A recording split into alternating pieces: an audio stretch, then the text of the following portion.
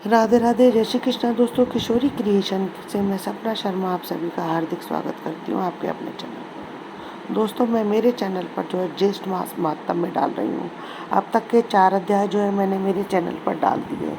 अगर आपने उनको नहीं देखा है तो आप उनको मेरे चैनल पर जाकर देख सकते हैं।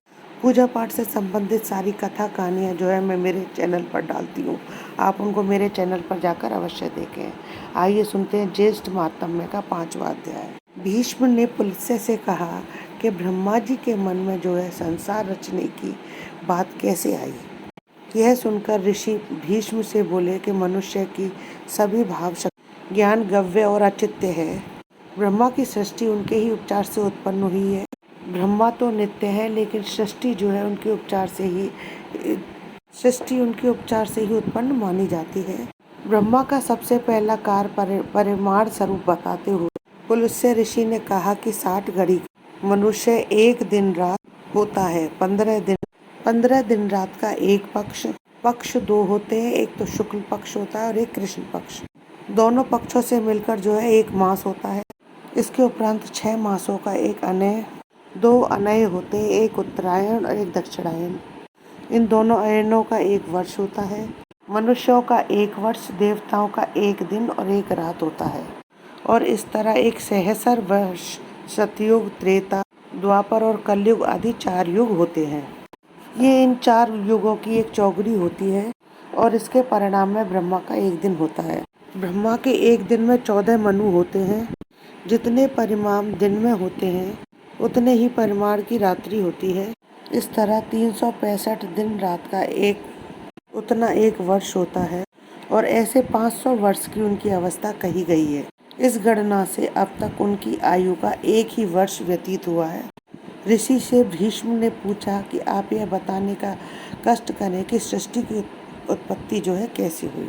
फिर पुलत्स्य ऋषि ने कहा कि बहुत पहले लोक को शून्य और पृथ्वी को जल में डूबे हुए ब्रह्मा जी ने जो है विष्णु का स्मरण किया। विष्णु भगवान जो है वराह का रूप धारण करके जल में पृथ्वी के पास गए। जल में जब पृथ्वी ने भगवान को अपने पास आते हुए देखा तो पृथ्वी ने जो है उनकी उपासना की और उनसे अपने उद्धार की प्रार्थना की। पृथ्वी ने कहा कि हे भगवान, आपने इससे पहले भी मेरा उद्धार किया है और आज भी जो है आप मेरा उद्धार कीजिए। यह सुनकर वराह भगवान ने जो है अनेक प्रकार से भयंकर गर्जन किया। पृथ्वी पर उन्होंने अनेक द्वीप और पहाड़ों की रचना कर दी।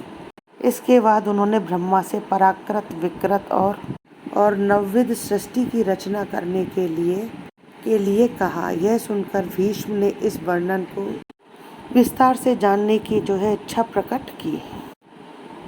तब पुलत्स्य ऋषि ने कहा, ब्रह्मा के मुख से जो है सत्वगुण, वृक्ष और जंगाओं से रजोगुण, पैरों से केवल तमोगुण से युक्त प्रजा सृष्टि की उत्पत्ति हुई है। यही प्रजा ब्रह्मांड, क्षत्रिय, ब्राह्मण, वैश्य और शूद्र कहलाई। इसके बाद यज्ञ की उत्पत्ति और निवृत्ति के लिए उन्होंने मनुष्य को 4 वर्गों में विभाजित कर दिया। यज्ञ करने से देवता लोग जो है प्रसन्न हुए और तृप्त होते चले गए और मनुष्य भी इस जीवन में स्वर्ग और मोक्ष की प्राप्ति करते हैं। यज्ञ में सिद्ध देने के लिए वर्ण व्यवस्था बनाई गई है।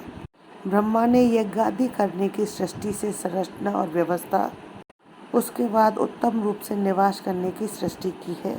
फिर उन्होंने ब्राह्मण, क्षत्रिय, वैश्य, शूद्र आदि के प्रजापति, इंद्र के मरुत और गंधर्व लोक बनाए और उन्होंने अनेक प्रकार के अंधकार और नरकों को और दुखों को बनाया, जिससे दुष्ट व्यक्ति को जो है दंड दिया जा सके। फिर ब्रह्मा ने अपने ही समान 9 भृग, पुलत्स्य, ऋतु, अंगिरा, मरीचि, पुलह, दक्ष, अत्रि और वशिष्ठ मानव पुत्रों की रचना की। पुराणों में इन 9 पुत्रों को ब्रह्मात्मा और जायती पुत्र ही कहा गया है। ब्रह्मा ने फिर 4 सनद, सनातन, सदानंद, इन संत कुमार पुत्रों का जो है सृजन किया। ये चारों जो है लोक में आसक्त नहीं हुए। उन्होंने सृष्टि रचना के कार्य में किसी भी प्रकार की कोई रुचि नहीं ली। इस वीतराग और महात्माओं के परिप्रेक्ष्य ब्रह्मा के मुख से जो है इस श्लोक की तीव्र दग्ध करने वाला महान क्रोध उत्पन्न हुआ। ब्रह्मा के उस क्रोध से एक प्रचंड ज्योति ने जन्म लिया। उस समय क्रोध से जलते हुए ब्रह्मा के मस्तिष्क से जो है अंदर नादेश्वर रुद्र उत्पन्न हुए। ब्रह्मा ने उस अर्धनारीश्वर रुद्र को स्त्री और पुरुष दो भागों में जो है विभक्त कर दिया। प्रजापत्य कल्प में भगवान ब्रह्मा ने स्वयं यंभू मन और स्तुति रूप में शत्रुपा को प्रकट कर लिया। फिर उनके बाद परिवक्त उत्पादक परशुति और आकृति नाम की संतानों को जन्म दिया। आकृति का विवाह रुचि से और प्रकृति का विवाह दक्ष से कर दिया। दक्ष ने परशुति से जो है 24 कन्याओं को जन्म दिया। इनके नाम श्रद्धा, लक्ष्मी, पुष्टि, धृति, तृप्ति, मेधा, कीर्या, बुद्धि, लज्जा, वपु, शांति, सती और कीर्ति हैं। 13 का विवाह जो है धर्म से किया और फिर भृगु से ख्याति का, भव से शती का, मरीचि से संभूति का, अंगिरा से स्मृति का, पुलस्त्य से प्रीति का और पुलह से क्षमा का और कीर्ति से शांति का और अतीर से अनसुईया का, वशिष्ठ से ऊर्जा का और ब्रह्म से स्वाहा तथा पितरों से स्वधा का विवाह किया। और आगे आने वाली सृष्टि जो है इन्हीं से विकसित हुई। इस प्रकार ज्येष्ठ माह का 5वां अध्याय यही समाप्त होता है।